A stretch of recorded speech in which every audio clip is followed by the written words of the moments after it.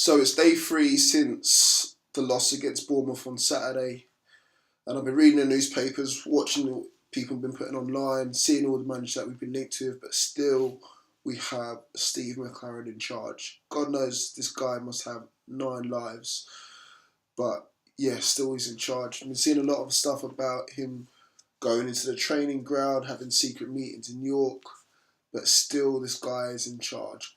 God knows why. I mean, I honestly thought that this season that we might actually have some sort of plan to better ourselves from last season. I mean, we just held on by a single thread last season, pretty much on the last game of the season. And now it seems like it's going to be the same thing again. I mean, it might not even get that far. People are saying that the Derby game is going to be the last game that's going to decide whether Newcastle stay up or Sunderland stay up. But I don't even think it's going to get that far. I think we could be gone by Leicester, if I'm truly honest. And it's all down to everyone at the club, from not just McClaren. Obviously, he's going to have to take the blame for it, but McClaren, Ashley, even though he spent 80 million this season, where was all the millions that should be spent in the previous season? We should never, ever be in this situation. Never, ever. There's teams like Bournemouth and Watford have just been recently promoted, and they're sailing through this league. Well, not to say sailing through this league, but again, they're safe. That's the main thing. They're safe. They're not looking down and thinking, oh, do we need to panic buy in January? Nah, they didn't need to. I mean, they spent a bit of money going on Bournemouth, not Watford so much, but Bournemouth spent a bit of money, but now they're safe.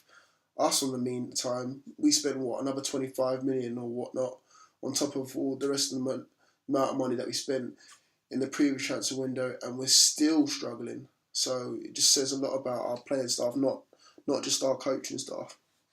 Now, some of the names that I'm seeing thrown around, would you want to see him there? Rafa Benitez, probably the safer one to go for out of the 4 or 5 that I've seen. I've seen David Moyes in there, which I'm not too convinced about. I mean, there's no reason. There's a good reason why he didn't make it at Manchester United, and I don't think he did too much at Real Sociedad, so God knows why we want him at Newcastle, and I don't think he's been through it. Short-term fixes with Harry Redknapp, I'd say he would need a transfer window just to make sure that we're safe, but I wouldn't want to see him there long-term, if I'm honest. And then, who's the other name as well? So, anyway, probably Rafa's the safest bet out of the lot, so I don't know.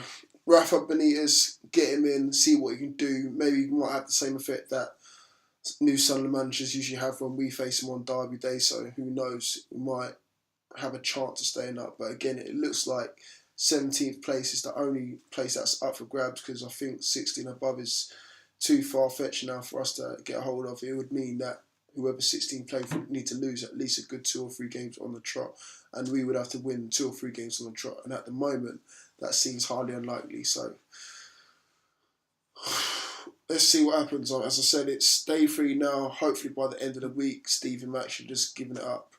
Enough is enough now, and just give someone a chance to keep Newcastle in the Premiership, because heaven forbid that we do actually go down, I can't see us going straight back up, if I'm honest. I really think we're going to struggle to go back up, because a lot of those players are there just for the paycheck, not for the love of the club. They might beat the badge when they score a goal, but they're not there for the love of the club at all.